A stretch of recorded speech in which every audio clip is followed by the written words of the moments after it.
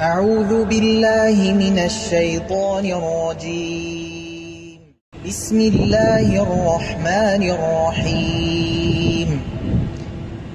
والنجم إذا هوى ما ضل صاحبكم وما غوى وما ينطق عن الهوى إن هو إلا وحي يوحى علمه شديد القوى ذو مرة فاستوى وهو بالأفق الأعلى ثم دنا فتدلى فكان قاب قوسين أو أدنى فأوحى